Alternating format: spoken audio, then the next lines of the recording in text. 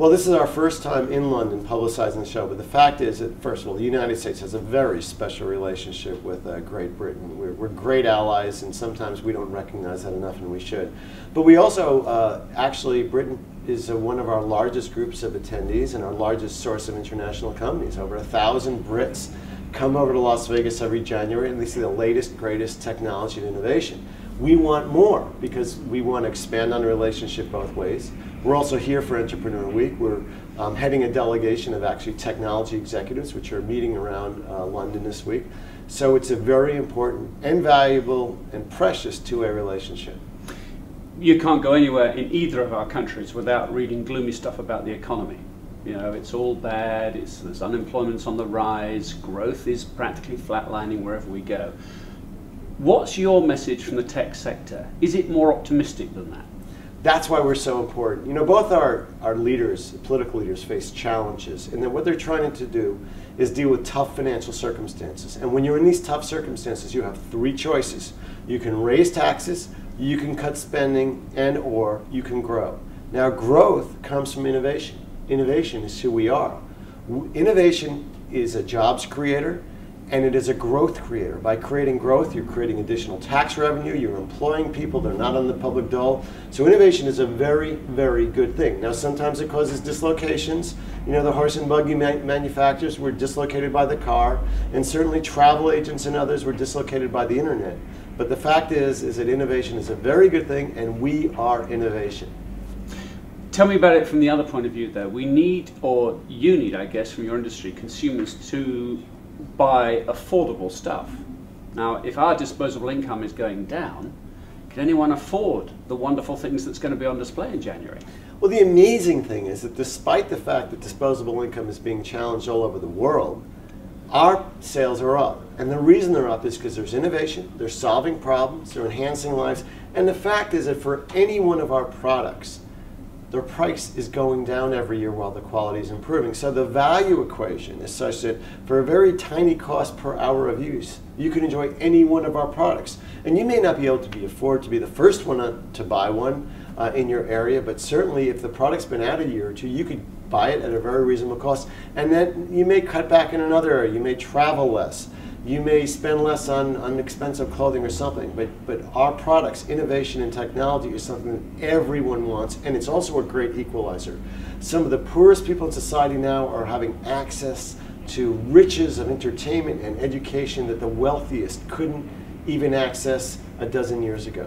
You still call it the Consumer Electronics Show, but in truth it's more than that, isn't it? I mean, aren't businesses and business-to-business transactions and ways of working and thinking going on and relevant to this show as well? Well, we call it the International CES, and what it is it's everything that folds into innovation. And we not only attract the consumer electronics companies, we attract every type of business that's touched, whether it's the automobile industry, you have 6 of the 10 largest car companies exhibiting, to broadcast, cable, Hollywood is there in big force, and also corporations, largest corporations, the CTO, the CEOs from around the world are coming because they want to see the future. They know that the trends in our industry will affect them. How they reach their customers, how they deal with their customers, and where trends are going in technology and society. So we have positioned the show as an exclusive but large venue for thought leaders and leaders in society, the CEO, CTO, and CIO level, to converge in one place at one time and get business done. Would you agree with me that I've observed over the handful of years I've been coming to CES that the actual from innovation to prototype to marketplace timeline seems to be getting tighter and tighter? Time was you saw stuff at CES, it still wasn't really in the market the next autumn, next fall. It's getting shorter, that development phase, isn't it? Development phase is scarily fast. And we've been having these discussions with our governments actually, is that while government procurement is relatively slow, innovation comes much quicker. So especially in the software area where it used to be that you'd had a 2-year procurement or a 2-year plan, now it's a matter of months before things change. Speeds get faster, competitive products come in, there's all sorts of consumers demand things, and if you just look back at the last year in the history of change in technology, it's been amazing. Companies have come and gone, they've launched products, they've stopped them, new versions have come along. The competition is intense, And who wins is the consumer and society, because it really has people going to the top. And it's not only the paranoid that survive, it's the flexible that survive as well. But the consumer can be confused with all that, because I guess they don't know, shall I buy that today or 2 weeks' time, because it might be cheaper or better. Well, the truth is that the consumers are confused, or sometimes the older consumers like me. But for younger consumers who always want the latest, best thing, they know what's out there, they're very, which are the cool websites, which are the cool applications, they're out there very quickly going after these things, and they're learning about them, and they're sharing the information with their friends, and they're buying them. So that makes sense. And the products are an investment, and they do go out of style, but you can resell them, and you can buy the next one for not that much money. Now, what are the big themes you're expecting in January then? A couple of years ago, it was all 3D television. That had waned a little bit this year, 2011. What's 2012 going to herald? Well, certainly in the last couple of years, 3D and the connected television were very big.